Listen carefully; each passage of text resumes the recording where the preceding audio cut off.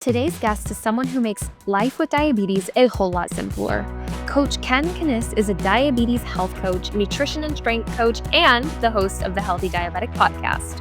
Ken, thank you for being here. This is so exciting, and I want everyone to know a little bit more about what inspired you to become a diabetes health coach and strength coach. So I think the story of the coaching aspect has been an interesting evolution. Um, I started my coaching career in the fitness industry in 2008, a year after I was diagnosed with type 1. I was diagnosed with type 1 right after college. I didn't know what the heck I was gonna do with this piece of paper that supposedly said I was smart. And then I worked for a year at the YMCA just with teens, and that kind of almost skyrocketed, like, this wanting to be part of young people's lives and trying to be a mentor. So then I went and I trained, to try to be in the Arena Football League, right after that, and that's how I kinda got situated with the coaching aspect, and every single year from that, I've learned something new that has really skyrocketed to me to where I am now, from just the fitness aspect to the mental health aspect, in the fitness part of our journeys, to the nutrition aspect, having a very small understanding of nutrition at first, but now with so much experimentation like we do with diabetes, it's like you just learn and learn and learn and learn what works for you. So the nutrition piece, and then, leaving a very toxic environment in the fitness industry where I first started, to now being on my own, um, to then creating and buying and building a brand with a uh, colleague of mine from Lifetime Fitness, to then us basically being partners for, what was that? Probably 6 or 7 years, and then me starting my podcast, and then deciding out of the blue that I should just get out of the partnership business and really focus on diabetes coaching. And here I am now, you know, still trying to do all of it. But I think for me that evolution has been really interesting because I've learned so much about coaching, and it was really cool for me because I had some coaching background from the fitness part when I moved into the diabetes realm. And then after doing, what was it, probably 2 years of my podcast, and just learning and learning and learning what people really were struggling with and what challenges were and what people really needed help with. Because when I first started that podcast, I had an idea in my head because of the things that I experienced, but I had no idea what people were actually struggling with and what people actually needed. So I think that I'm in a really good precarious spot because I've had literally hundreds and hundreds of conversations with different people from all over the world, with every walks of life, every different types of diabetes, um, to now be in the position I am now, to really be one of these individuals like yourself, Maddie, that is just so passionate for people to just thrive and live with diabetes. Absolutely. And I'm just gonna throw it out there. Shameless plug. If you missed it, we had an awesome episode on your podcast. So we'll definitely make sure that there's some info in the show notes for that because it was a great time. And It was a I good time. yeah, it was so fun. So thank you for having me there. Thank you for being here. And I just wanted to say too, if you aren't already familiar with Coach Ken, I we've been familiar with each other for a while now, and I really do think that your passion comes through. I can see that in in how you say what you say, how you deliver what it is that you deliver, and I admire that a lot. I think that that's something that people need, and I always ask myself this question in business, at least. Stick with me. I promise this is worth it if you're listening. I always ask, why me? Right? And Mm. at the end of the day, I come down to the fact that it's me, right? Because you teach diabetes, I teach diabetes. Someone else teaches nutrition, I teach nutrition. Someone else does this, I do this. But at the end of the day, you have to find the people you align with. And I see you as one of those standout individuals that people can align with. And so I really just, want to give the plug. And so definitely make sure that you listen to that podcast if you haven't. After this one, of course, you're still listening here. And So yeah, this one first. Absolutely. So, okay, so I have a question just to kind of Yeah. get deep really quick. So, obviously, you kind of alluded to this already. Diabetes is a lot. It's a lot, but we figure it out one day at a time, one experiment at a time, one slice of pizza at a time, right? And so, my question for you is actually the simplification. What does simplifying diabetes actually mean to you? What does that look like? For me, I think it is making as many choices or as many decisions muscle memory as possible.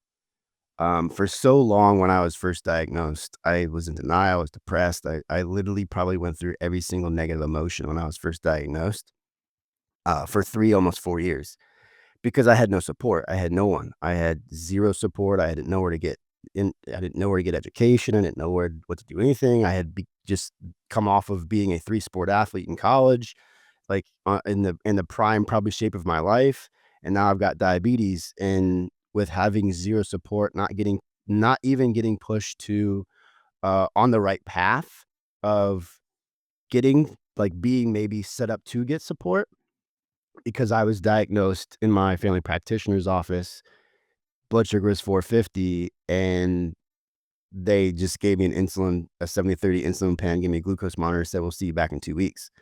That was literally my education. That was literally everything I got. So I fell into a dark, dark place and hid it for a long, long time.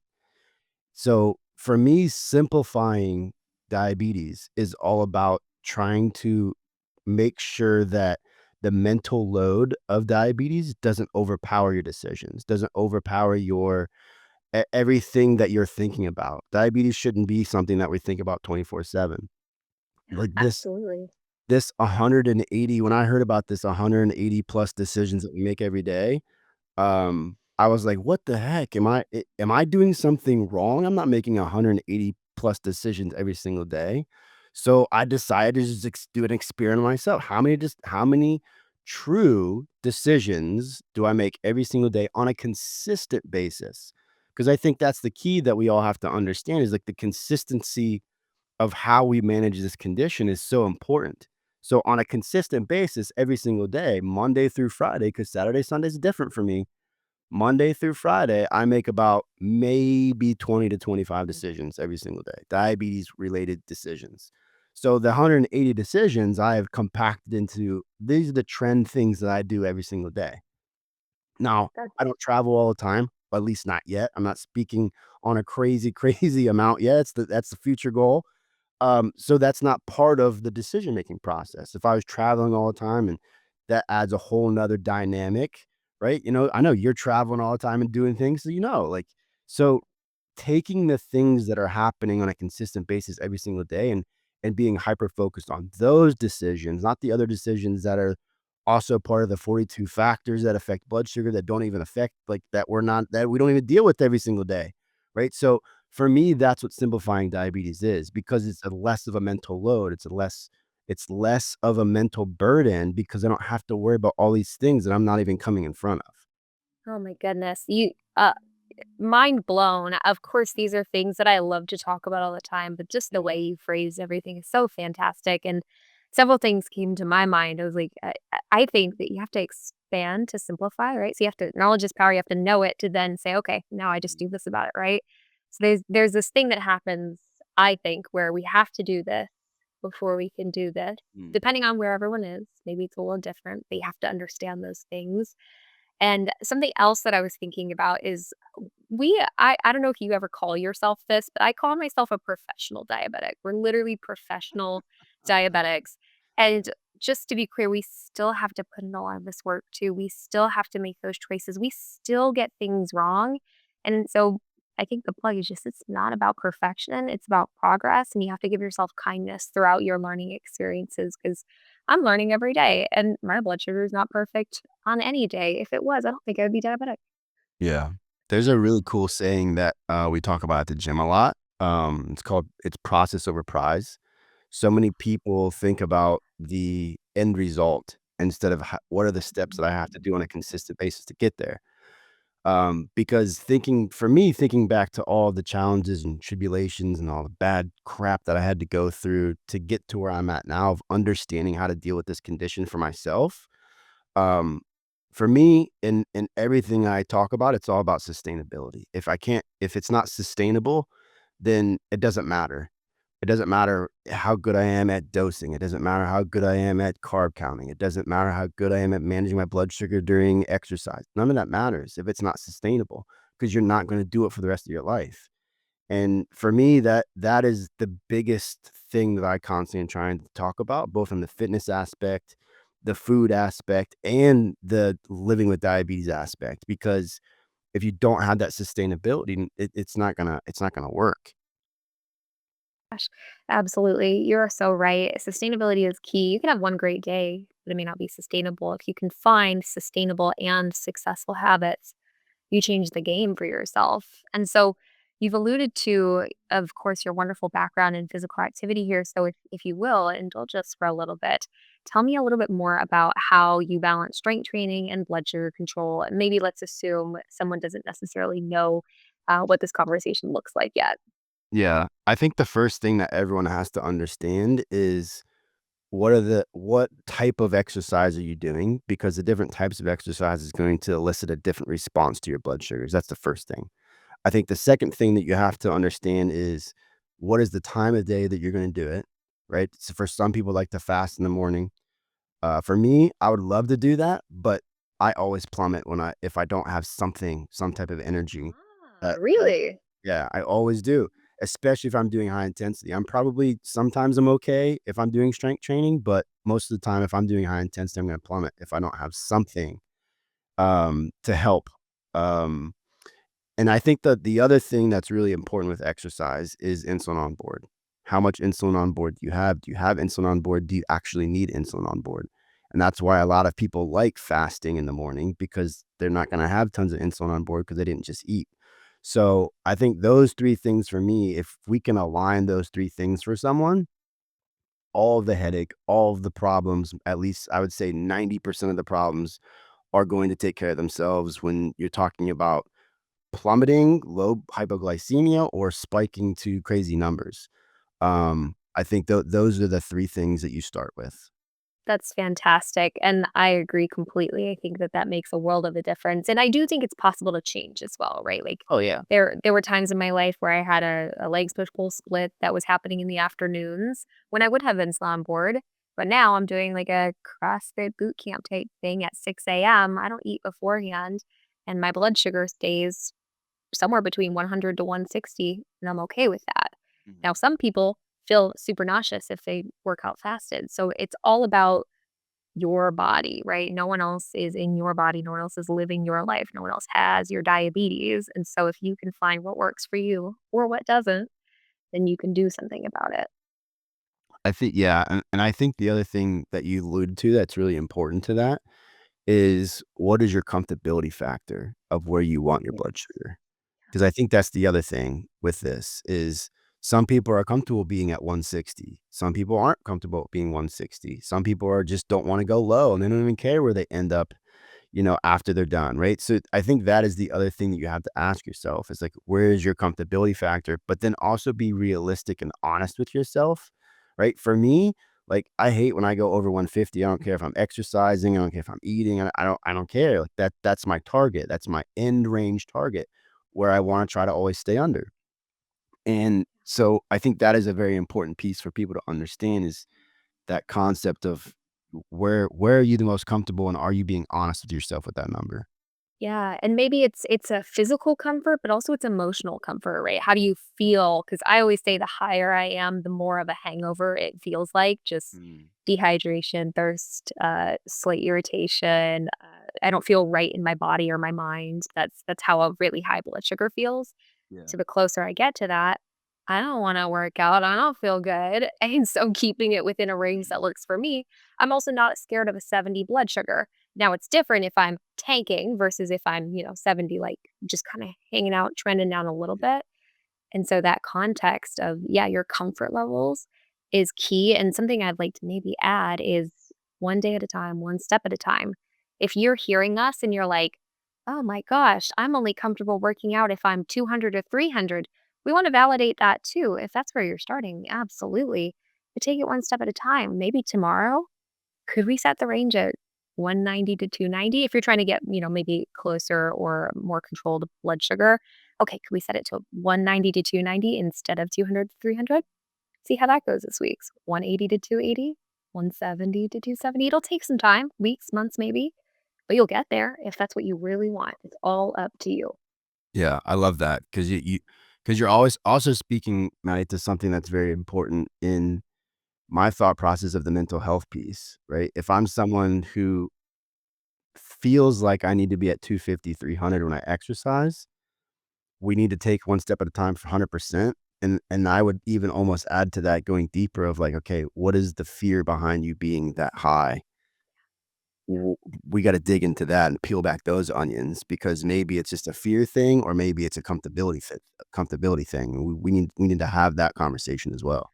Oh my gosh, yes. I actually just had I had an interview with, someone who writes for a magazine this morning, and I'm excited to see that when it comes out, probably next month. But he was asking me these questions. He does not have type 1 diabetes. So he was asking me these questions about how people with diabetes function, and, we were talking about the mindset, the mind piece of maybe going to a meal at a restaurant or something like that, and maybe having some fears about highs or lows, whatever it may be. And I was trying to explain the complexity of, well, it could be that we have these external factors, or it could be that we have these internal factors. So, for example, if maybe you were diagnosed as a kid, let's just say, and if growing up, your family was like, you can't eat that, you can't eat that, can't eat that, you might have some foods or food fears, right? Some blood sugar fears related to those foods, maybe. Or if your endocrinologist, every single time you go in, every 3, 6, 12 months, whatever it may be, is like, do better, do better, do better. And you're continuously improving your A1C, but they're just saying do better. So you're not even validated in that. Yep. Sometimes that can be a cause too, or sometimes it's not diabetes related at all. Maybe someone in your early childhood was like, hey, you suck. And then all of a sudden now you perceive any feedback as you suck. Whoa. Now that's something to think about too. It gets very complex. There's a lot of different circles that we're talking about here, but if you can figure it out for yourself, it's hard work. Give yourself that kindness if you're going to do that work. But oh my gosh, the reward it can bring to have that awareness and then to be able to build from there, game changing. I was going to ask you about mindset too today, so I love that we're already talking about that. Yeah. Is there anything that you think is especially important when it comes to mindset for managing diabetes, maybe let's say long term? I think for me, the biggest thing with mindset is making sure that you are secure in your identity and who you are, and also being ultra honest with yourself about what you want from diabetes. Because those three questions right there will set the stage for you for how you're going to move forward. And Gosh. when I feel like I think about back to my journey and how all three of those pieces were out of alignment. And when all three of those pieces were out of alignment, I felt like absolute crap internally. I hid it so well from everybody. My colleagues didn't know that I was having like all these mental struggles. Heck, my wife now, girlfriend at the time, had no idea that I was dealing with these mental struggles. So I think if those three things aren't in alignment, it's a recipe for disaster, burnout, depression, you name it. So I think for me, that is the first thing that I always try to focus on with people is, are those 3 things in alignment? Because if they're not, I don't care what other challenges you have, we have to start there. Absolutely. And you mentioned so many fantastic things to consider. I want to talk about burnout, but before we do, something specifically that you just said is you have to figure out what you want out of diabetes. Can you elaborate on that a little bit more? What might those options be? It doesn't have to be all inclusive as a list, but what does that actually mean to someone if they're like, what do I want out of diabetes? I want it to go away. What do you mean? Yeah. Um, for me, the biggest thing is you have to be honest with yourself. Because if you're not honest with yourself, then you're gonna go down that rabbit hole like, "Oh, I don't wanna have diabetes." Well, it everyone would not wanna have diabetes, and I'm sorry to say it's here, you have it. And if you don't accept that, in whatever way that is for you, then you're going to have a lot of trouble moving forward, regardless of the education, regardless of your strategy, it doesn't matter. So for me, the acceptance piece is really big. And once you can accept it, now you can start asking things. How do you want to live with this? Do you want to control your every waking moment? Of course you don't, right? Do you want it to control you when you eat or when you think about food? Do you want it to control you when, you think about carbohydrates? Do you want it to control you when you are thinking about how many carbohydrates you actually should be eating? Like, no, no one wants that. No one wants that. Everyone wants the freedom to live their life. And for me, when I truly understood that piece, that this condition does not control me, it's just part of me. I tell a funny story sometimes when from my legacy, when I finally kick the bucket, my plan is to turn to diabetes and give it a high five and say, "We made it. Thank you so much." Right? Because every single time that we sit there and we play the victim of the fact that we have diabetes, we play the victim of we can't do whatever we want. Now we're in a position that it's in control and you're not in control from the mental aspect of this. Absolutely. I think, choosing your perspective is a key thing. Sometimes it's hard to make that choice, especially if you've just been diagnosed and you're like, "WTF is going on?" Right? Yeah. That's a choice I wasn't able to make for years, so many years. But then finally, something switched for me, and I said 2 things, and I meant them kind of silly, but they're actually, I guess I manifested them. But thing number 1 is I said, "Okay, I hate my diabetes." I hated it at the time. I really capital H, hated it. So I hate diabetes, and if I can't cure it, then it's gonna pay for itself. So I decided to work in diabetes somehow. That was for my healing, but then it spiraled more so into I am who I wish I would have had. And every time I get to help someone make a breakthrough, every time someone says, "Maddie, this is what happened," or "Now I can do this," or "Because like this makes sense, and now I get to X, Y, Z, live your life on your own terms," it heals 14-year-old Maddie, angry, why me 14-year-old Maddie. And so like, selfishly, I think that part of it is I do it for her, and I don't hate diabetes anymore because of it, because it's given me purpose, drive, friends, dia family, dia besties, all of these things that I wouldn't have had. I don't know what I would do without diabetes now. And I got lucky being diagnosed at 14, right? It's kind of that perfect age where you're old enough to carb count, young enough to benefit from your parents' insurance, right? So Yeah. that was lucky for me for sure. But I think especially thinking about teenage years, a lot of people go through burnout in their years of in those that anger. A lot of people who are diagnosed in childhood that can come out in the teen years with hormonal changes. And then for of course adults, it varies. It depends on the season and the reason.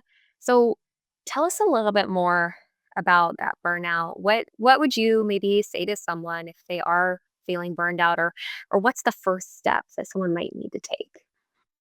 Again, I think for me, again, it goes back to the why piece. It always comes back to why for me. What are the things that are happening in your life that is making you feel this anxiety? Why are you feeling this anxiety? What emotions are you feeling when you are feeling burnt out, when you're feeling depressed? Do you feel uncontrolled? Do you feel like you're not in control? Like, so for me, those simple questions, open-ended questions, really help shape the reasons why these emotions are coming up in the first place. Because that's burnout. It for me, burnout is all about the internal emotion that I have about the situation or the perspective that I have about a specific thing. And it might not even be diabetes, but diabetes might just be the nail on the camel's on the camel, or that whatever the phrase is I'm trying to say, right? So diabetes might just be that piece, right? It might be that you had a really bad childhood. It might be that, like me, your parents were divorced when you were 5 years old and you had a really hard time with it, and you got all this childhood trauma, and now you have this other condition that you're just not 100% sure about and how to deal with it, where it where it lays and aligns in your life. And I think for me, once we can get clear on that, like, the burnout stuff and the anxiety and the depression starts decreasing, and now we can start the real healing.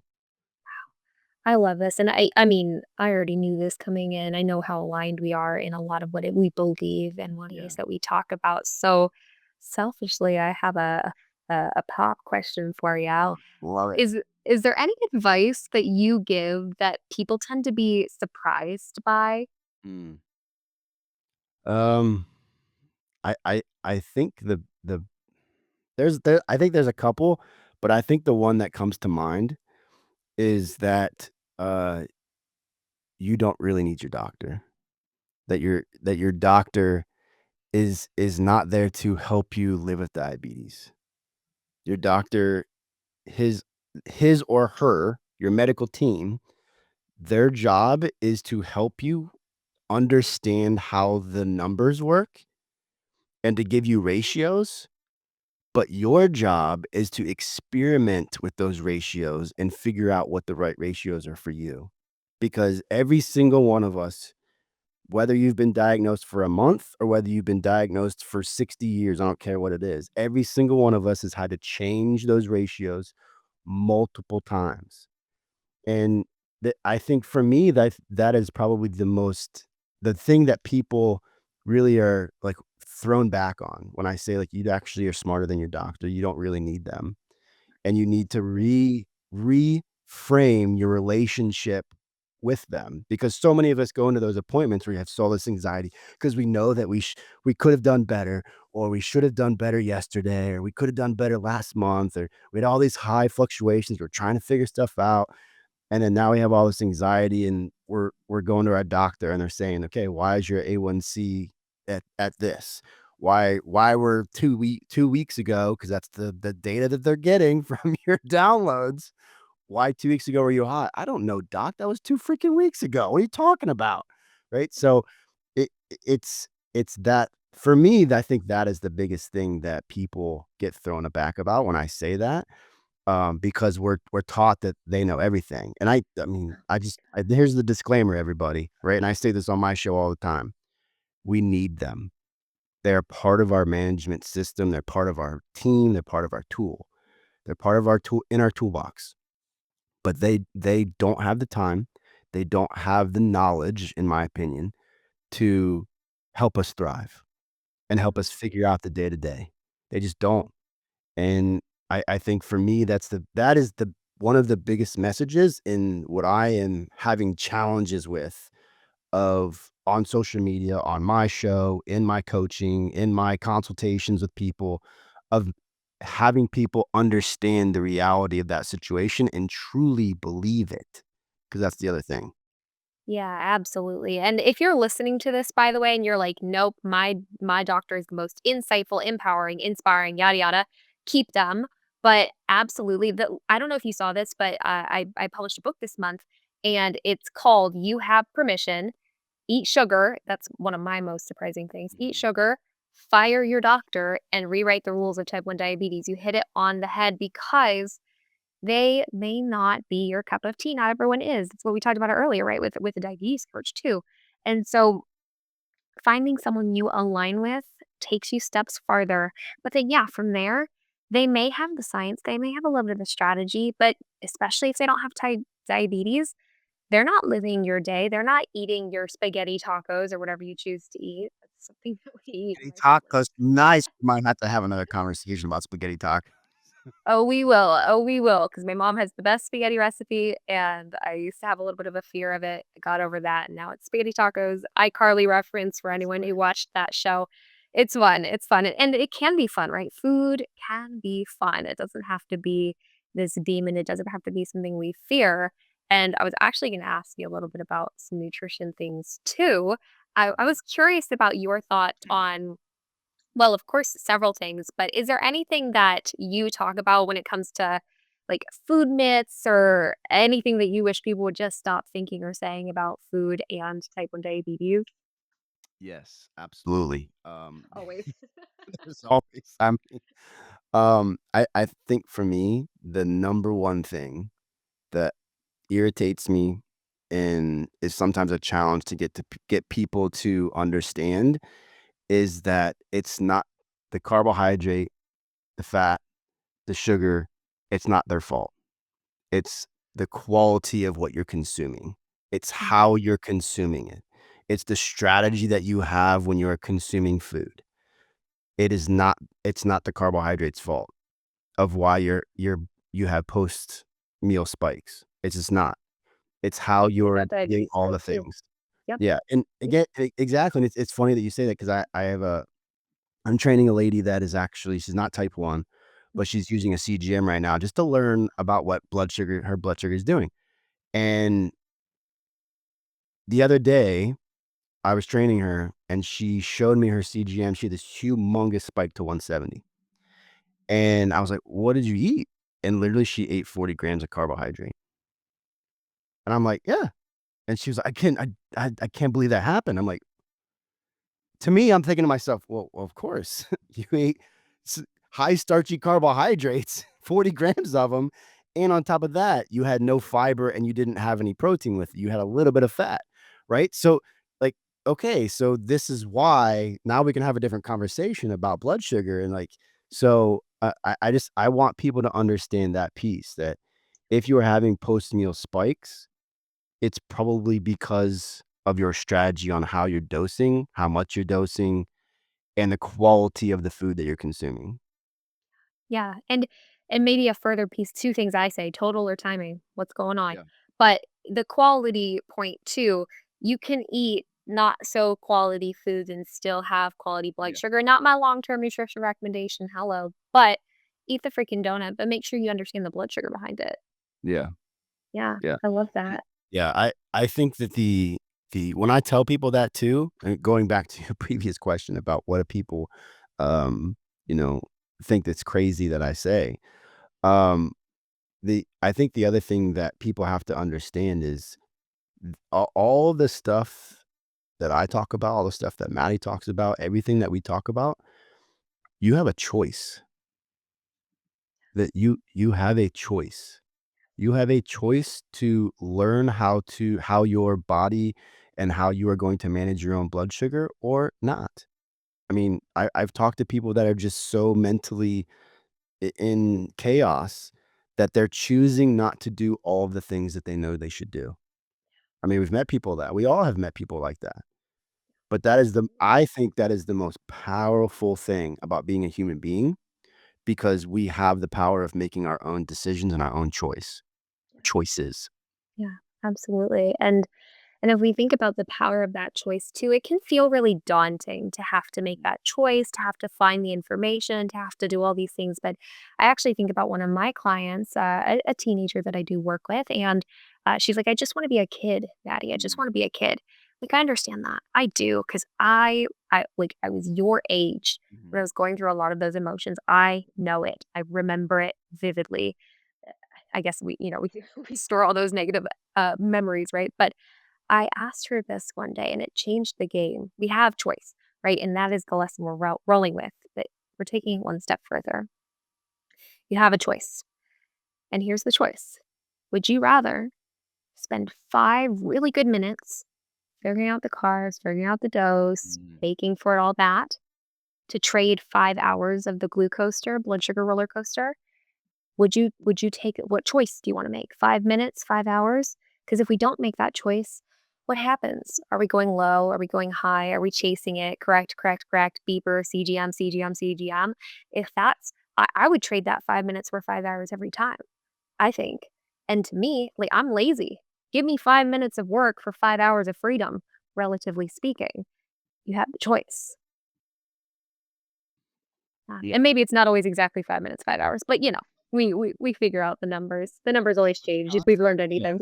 But the concept of what you're saying is so powerful, right? Because it even simplifies it even more because that's a choice that everyone is gonna relate to, right? Yeah, Not everyone can maybe relate to, if you don't take care of yourself now, would you rather take care of yourself now to avoid lots of complications and troubles later? Not everyone's going to align with that or understand that because, "Oh, I feel like $1,000,000 now. I feel I can run a marathon. I don't have to deal with none of that stuff. I have great blood sugars. I have great A1Cs," like and that's the story that they tell themselves. right? So I love the simplicity of how you broke that down. Yeah, thank you. This is actually something I talk about with individuals without T1D as well. Mm. When I'm explaining it, I have a lot of different analogies I use, but I talk about this because people are like, oh, yeah, I'd rather have 5 hours of freedom for 5 minutes of hard work. Yeah, that makes sense to a lot of people, and sometimes it's hard to make that 5 minutes a hard work choice, right? It is hard, and sometimes we don't always make that choice, and that is what it is. That 5 minutes, what I'm alluding to is the card counting, maybe the pre-bolus, maybe the strategy, but whatever it may be, the measuring of foods, whatever that 5 minutes is for the next 5 hours, that's like a digestive timeline I keep in mind. But again, it works for someone even without T1D. And I think I like this connection too for parents of someone with Mhm. T1D or friends and family of someone with T1D, because it's like, oh, okay, think back to the 180 choices. You can simplify your day down to 25. That's the 5 minutes. Or if we don't take that 5 minutes of intentionality, it turns into the 180. It's the exact same conversation Yeah. in a different dynamic. Yeah. And hopefully we get to a point where that 5 minutes turns into 2 minutes or 1 minute or 60 seconds because we've done it so many times that it's like second nature now. Yes, second nature. And speaking of, maybe it's innovation, maybe it's new trends, maybe it's new science. So, is there anything that you are potentially excited about that's happening right now or happening in the near future that you want to chat about or let people know about? Um, I think I think for me that there's 2 really exciting things that I'm really excited about, but I'm also very one of them I'm very, very leery about and just kinda, like, have my, like, you know, barriers up about. The one I'm really excited about is the concept of the true closed loop system that Beta Bionic is talking about with using glucagon to really get rid of all lows. I think this is a really, really interesting people for especially for people that are having challenges figuring out the dosing strategies and how that's gonna work exercise-wise during the day, basal rates, like the whole 9 yards, during, food, whatever it might be. Because it really takes away the thing that the one fear that I think that I would say the people that have tons of fears of diabetes, over 60 or 70% of people have, which is fear of lows. And so I think that is a really interesting technology, innovation, evolution of the insulin pump that is very close to being on the horizon. I'm very, very excited about. I'm excited about that too. For anyone who isn't listening, glucagon can or isn't diabetic and is listening, glucagon is essentially the opposite of what insulin does. Insulin brings the blood sugar down. Glucagon can help bring it back up. If you don't have diabetes, your body does this. Our body does not. So we often talk about insulin, but glucagon is essential there too. Yeah, Beta Bionics has been popping off with some fun updates coming out there. I Crazy. got to It's crazy. chat with them at a conference, and they were just I mean, like, the individual I got to speak with was so cool, and it provided me with a little bit of hope. And then sometimes I think at the end of the day, I don't know if I believe that we'll truly ever have a cure. I hope it happens, but for now, just holding on to the hope that it's gonna get easier and easier from here is I don't know, it makes me feel giddy almost. Yeah. It's Yeah. I think about I talk to a lot of people that have diabetes for 50 plus years on the show. I've talked to so many people. And unfortunately, they grew up or they started their journey during what I call the dark ages, pre-technology. And I don't know how they did it. I do not understand, or I can't fathom, like, never being able to look at your blood sugar, never like, not being able to open my phone and see my blood sugar for 24/7, having to prick my finger every single day, all the time, even though I did it before CGM, but Yeah. like, having to go back to and that's the only thing I know. Mhm. Or even the individual who couldn't check their blood sugar, and they had to go to the hospital to pee on something to actually get a blood sugar reading. Like, Yeah. one little picture in time out of 6 months, 3 months, whatever it is. Yeah. I think the where we have come from the evolutionary perspective of where technology has come is astronomically insane. It Oh my is gosh. it sucks to say it, but it has never, ever been in the history of humanity a better time to be a type 1 diabetic. We're pretty lucky. We're pretty lucky. That's perspective. It's not to minimize our feelings, but yeah, we're lucky for all the technology we have. It is so helpful. And you know how I reference analogies that I make all the time? I talk about like having the CGM for me is like being able to drive a car and you can see out of the car. And then not having my CGM is like driving a car that you cannot see out of. Good luck staying safe. Good luck not crashing into anything. Good luck staying alive. That is terrifying. And I feel like it's so similar sometimes. Yeah.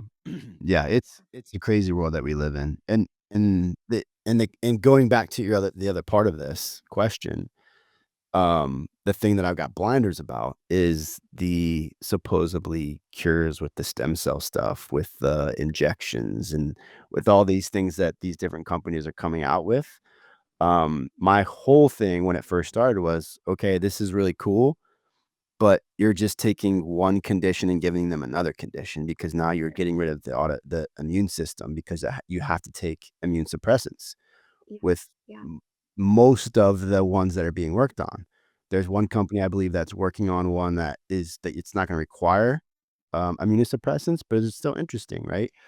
Because now you're also putting another foreign object into the body that's gonna get attacked at some like, it's just it's going to get attacked. It's a foreign thing. Even if they program it to hide from the immune system, I don't know how they're gonna do this. It's super cool to think about, Mhm. but that's always been my roadblock is, like, I would rather live with diabetes and go through the day-to-day challenges than now lose my immune system, and now I have to deal with all of the other things that are out there in the world that are trying to kill me as well. Yeah, I'm with you there completely. The evil you know, the evil you don't, right? Yeah. That's something I was talking about with the journalist earlier, and he was actually telling me about how he interviewed an individual who had received some stem cell therapies that did not require immunosuppressants. That's the Mm. first time I've ever heard about that successfully. I have no science or data to back that up. I have no specifics to back that up. So if you're listening, please be mindful. These are just ideas that are circulating. But it was very I questioned it, but I also, again, that little moment of hope. I was like, okay, here's the other thing too. I would take diabetes over a lot of things. Diabetes is so freaking difficult. Don't get me wrong, and it is expensive. It is time consuming. It's just a lot. But I mean, I think about it like, well, at least I don't have several life-threatening allergies always trying to kill me for, like, things that are in all of the foods everywhere. I can Yeah. still live my life, I can still go out to the restaurant, I can still hang out with the friends, I can still X, Y, or Z. I just have to figure out the blood sugar. And the just part of that is not to minimize that experience, but it's to say, "Oh, well, I have the skill, I have the power, and hopefully you feel that way too, and if you don't, find those things, learn those things, talk to people, learn from us, follow us online, make sure that you're watching the day-to-day information that is being shared. You'll learn. You absorb just by being around people, right? Yeah. Yeah. Yeah, It's absolutely. super crazy. It's super interesting. It is. I'm really excited for the horizon, but I'm very skeptical. Yes, I think that that is a pretty common sentiment. So I appreciate the skepticism that you've brought to the table as well. I think that's important because I think that hope can build, but we don't ever want to lose it as well. And sometimes when people are like, "Oh yeah, there's, you know, 2020 whatever, it's going to be a cure, 2030 whatever, it's going to be a cure." They've been talking about a cure since the 80s, folks, just to be clear. Like this is not as fast moving as the media would have you believe because right, they're selling something. And so we have to know, okay, cool. They're working on it. That's awesome. They want it to happen. That's awesome, but who knows when. And until then, we get to have this awesome, really deep human connection with someone we don't know immediately. And that is one of the lights at the end of the tunnel for me. So I thought of another question. If you'll hear me, I know we've talked through so many awesome ideas. I mean, we've talked a little nutrition, we've talked a little exercise, we've talked a lot of mindset, we've talked about burnout, we've talked about the up and coming, we've talked about it all. And so very simple slash complex question. If you had to give people living with type 1 one daily habit or daily idea even to adopt, do you know what that would be? There's so many things, Maddie. Put me on I the spot. know, I know, I know. There's, the 42 factors chart, let's just be clear, if you don't know what that is, 42 factors that impact blood sugar, I think that's the starting point. Like, there's so many factors that aren't on that list. So, if Yeah, you haven't seen it, this is a tough question, I recognize that. If yeah. it's too tough, maybe we could do, like, 2 or 3. No, nothing's too tough. It's just, you gotta dig deep here, Maddie. I gotta You dig deep. do, you do. And actually, before I do that, I wanna make a comment on the 42 factors thing 'cause this is really hilarious. When I first heard about this, when I first heard about the 42 factors and I looked it up and I looked up Adam, I mean, I got Adam's book on my shelf and, I started, like, thinking about it. I'm like, "There's no way. There's no freaking way there's 42 factors." So then I did an experiment myself and started, like, listing all the things, and guess what? I came up with 42 myself. Some of them were what he had. I didn't have some that he had. So it's interesting perspective when you look at the things that other people are bringing up and trying to implement that into your own life. For me, that's a huge thing. But back to your question. Okay, let's dig deep here. Let's go back to this question. Um, what's one piece of advice that I would give someone? Yeah, So, I think for me, it all comes down to one thing, and this is at the forefront of everything I talk about. It doesn't matter where you start, you have to start somewhere. And when you do that, okay, there is one thing that you have to keep in mind that is the ultimate goal, and one thing only, and that is to figure out what's going to work for you. Because what works for me, what works for Maddie, what works for your neighbor down the street is not it might not work for you. Maybe some things might, but all those things might not work for me or work for you. Just like when me and Maddie were talking about exercise earlier, and I mentioned, like, I always, like, skyrocket when I do strength training, I always plummet when I do high intensity. That's not the same for every single person, right? So how I manage that is completely different. I literally could do the same exact strength workout today and do it again in 2 or 3 days with the same exact variables and have a different result. And that's why this is so important for people, for me, to get people to understand is you have to figure out what's going to work, but then on the flip side of that, understand that that is going to evolve over time. How I manage my blood sugar now is completely different the way I managed my blood sugar even 2 or 3 years ago. yeah, So I think for me, that is the biggest thing is it comes back to that specific thing. Wherever you're starting, it doesn't matter whether it's you're starting listening to a podcast, whether it's you're starting looking at the 42 factors, whether it's you're getting on the phone with someone that you know that has type 1 diabetes, whether it's you're just scrolling aimlessly looking for content in education, whether it's you're joining a Facebook group, okay? I'm very biased because I don't want people to go years and years and years with have being overwhelmed and being out of control and not feeling in control. So for me, I'm very biased, and if I could tell myself 18 years ago when I was first diagnosed, the number one thing I would tell that person is go find a coach, is go find someone that has gone through this, that can teach you how to manage the day to day. Don't wait on your doctor to do it because they're not gonna be able to do it in the time frame that you need to feel amazing every single day. That I think that for me, that's it. that's awesome. It's up to you. It's up to you, and you said so many things. If you don't have a friend with diabetes, now you have 2. If you don't have a coach with diabetes, now you have 2. I know I can speak with full confidence, and I know I can speak for Coach Ken when I say this. We are here for you. We choose to do this for a reason. We want to help you. And if there is a way that we can do that, we will. We will find the way. That's what we wish someone would have done for us, right? So Mhm. we're doing it for you. I mean, we do it for ourselves every day. Why not share that wonderful, wonderful support with other people? And so in that spirit, Coach Ken and a strong, make sure people know exactly where they can find you and simplifying diabetes. Yeah, so you can find me probably the easiest place to find me is on Instagram. My handle's Coach Ken. The E in the Ken is the number 3. I also can be found on my podcast, the Healthy Diabetic Podcast. You can to it wherever you listen to podcasts. Hopefully here soon we're gonna go all video and it'll be video format on YouTube as well. We'll see. Getting ready to create a whole new studio down here, so I'm super pumped about that. You can find me on the website. It's simplifyingdiabetes.com. If you're interested in coaching, my gosh, it's the best place.